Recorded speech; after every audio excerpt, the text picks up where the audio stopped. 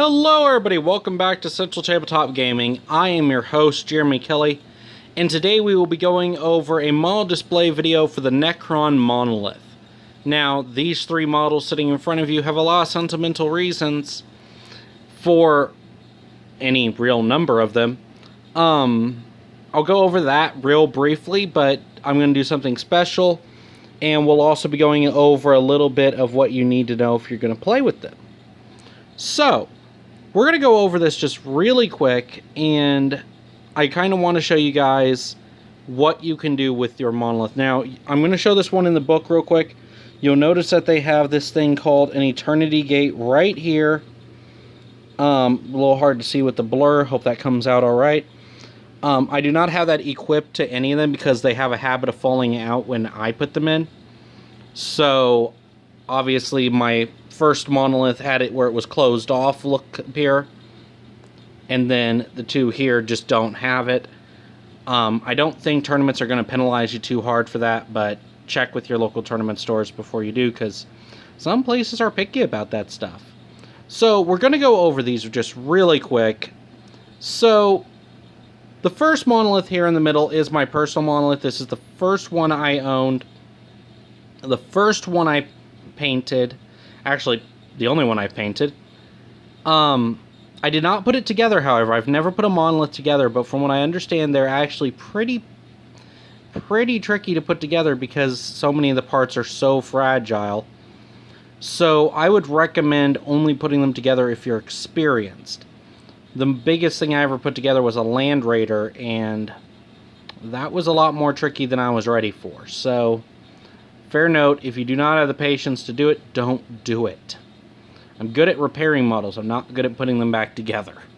So, putting them together, not putting them back together, my mistake. So, we're going to go over each one of these models just real quick, different little things you need to know. So, first of all, there's a lot of moving parts on this one. And I don't mean like physically they're moving all the time, but things you'll have to be careful with. For example, there's a little step thing right here. Just a nice little touch. Looks like stairs when it's down. I think this one you'll be able to tell it a little bit more, maybe. See if I can. No, it's not cooperating that well. There you go. I think you can see it there. Just some little stairs looking things. You can see, like, just now I bumped that.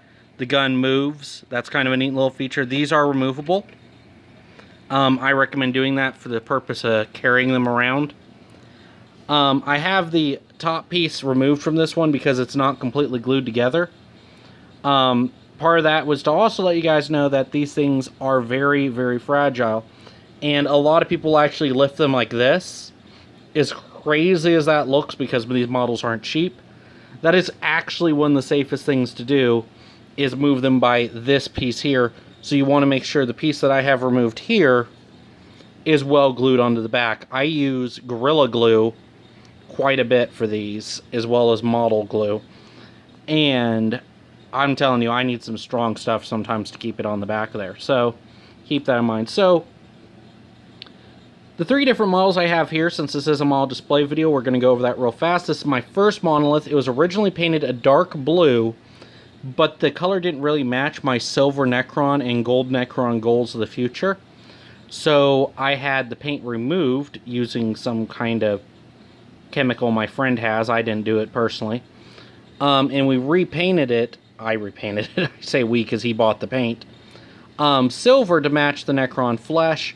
A little bit of gold trimming just to give that little extra aesthetic. That was also a lot more reminiscent of the one you'll see over here, which was the first Monolith I ever fell in love with, that I was later on gifted. As we mentioned in the Pariah video, I got a lot of stuff. The crystal is not painted where the crystal on this one is. The crystal will eventually be painted red, as well as the green little additions here. I'll pick it up here in a second and kind of give you guys a 360, what it looks like, as well as the top and bottom. So look forward to that. This here is just a primer layer. So this is not really as painted as this one is. This one used 2 layers of white primer before I added the silver. So if you're interested in how to primer and all that, paint and all that, let me know in the future. This is actually one I've debated doing for a painting video. But painting videos take a long time, so I'll need to get a better camera than my phone.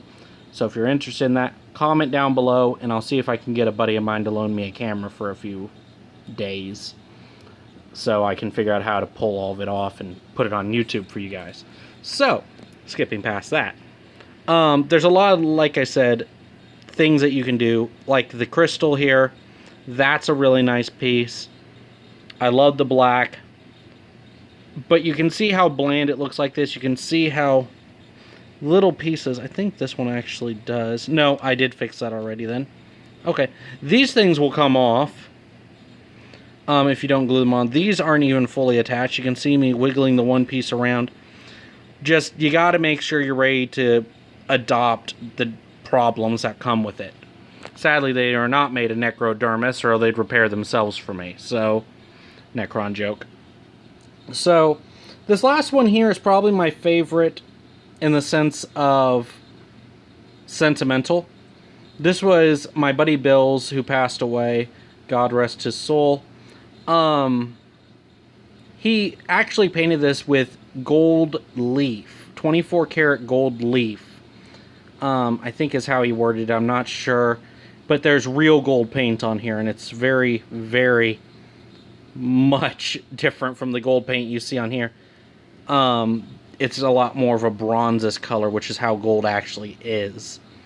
This monolith is one of the oldest ones out there. This was actually bought when they first came out like that, so whoever can figure out the original year, please let me know in the comments below so I can refer to that from now on. But when the monolith first came out, this is one of the first models ever sold. It hit the streets. He bought it the day of its release and had it painted the next day. I don't know a whole lot about that process. Again, he's passed away, so I never got the chance to really ask him, but this is a real special model to me, and I kind of wanted to show it off as an homage to him. So, we're going to go ahead and leave this one alone. I don't want to bump this too much. Again, you can actually, the oils in your fingers will actually wear down paint after a while. And I don't know if you can tell, but some of it started to leak off of his there, so I don't want to do more damage to it. I'm pretty much just going to, like I said, I'm going to lift it like that later and put it back in its box where it belongs. Just trying to do as minimal amount of damage as possible to the poor thing. So, alright, for the 360 view of the monolith, let me get a good grip on her. There we go. There we go. This is a very well detailed model. I had spent a few hours with a very fine bristle brush just making sure everything was covered. I did leave some blotch marks on there. That actually is on purpose. I took a Q-tip and made it just look like it got hit with something on the side, slowly repairing. That is on purpose. Well, the gold part isn't on purpose. That's just bad layers of paint. But I did keep a little bit of aged look to it, like you can see right here. That is a Q-tip that I went like that just really quick with. Lifted some of the paint while it was still in the process of drying to give it that little extra aesthetic. This is the first time I've actually touched the lower sections of my monolith. I never really grab anywhere else but here. So, this is the first time I'm doing this. But yeah, you can tell it's a very well-detailed model.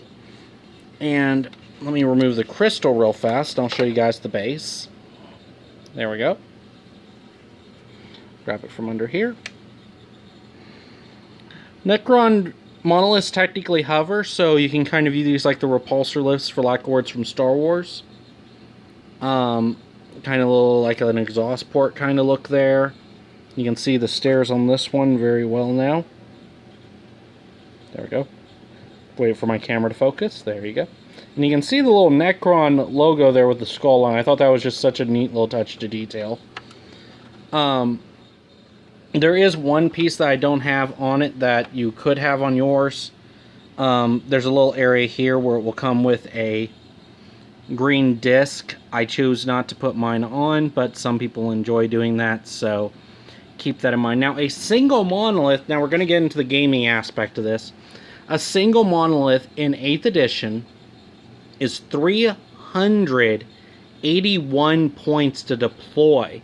That's a rather expensive model to be putting out on the field, but there's a lot of reasons for that. It's essentially, I wouldn't say a personnel carrier like you would expect from the Space Marines or all that, or the Guards. But the portal, which again, you can see it right here, that can actually release units out the front end. That makes this Monolith a lot more than just a single vehicle. One of my friends, ooh, I need to get that off there. Thank you. One of my friends actually said something he's seen someone describe it as is the Infinity from Halo. How it can deploy, I think it's 10 frigates out from its hull. You could almost view the Monolith in the same sense with warriors, just because they can teleport straight to the front line. And that is this ability right here, Eternity Gate. Now, that is probably the coolest feature. It also has a 360-degree arc of fire, thanks to these guns. And this crystal here is technically the whip coil, so that also makes that a little bit nicer, because you'll see the damages for it here in a second. But we're going to go over this. It's a power 19. I don't know what system uses power. Again, the deployment is 381 if that's how they're doing it. Otherwise, go by the power. Imagine it just depends on where you're doing this. They have 20 wounds. Now, honestly, that is the coolest feature, aside from everything else that I've mentioned, because they are durable. Top that with living metal, their ability to recover wounds. And a good Monolith could become unstoppable if used properly. 3 attacks, 10 leadership, 3 up armor saves, 10 strength and toughness, as well as 6 weapon skill. Now, over here, where you can see the little star saying that it changes as you go, essentially is what that means. You can see as long as you keep it above 11 health, it's got a 6-inch move speed, which is actually the base of the Monolith if you measure it out. A 3 ballistic skill and a 4 portal of exile. That will be listed down here below for you guys to read at your own leisure. You can see how it degrades slowly over time. I don't even think that's bad. Even that 4 inches doesn't seem that bad to me. Monoliths are a lot like the rest of the Necrons. A lot of their range is 24. That is almost the default for Necrons. They are heavy weapons, but again, floating fortress does not cause that to be a problem. These things are fairly tough with a -2 AP as well. And you're looking at 1 damage or D3 damage from its weapons. This Monolith is definitely a force to be reckoned with. So, I'm not going to have a whole lot of time. My phone's only going to allow me to record for 14 minutes before I'm out of memory. So, I'm going to do this and let you guys kind of read this at your own leisure. But I am going to say this much. Use them like a drop pod and continuously throw units out that front gate.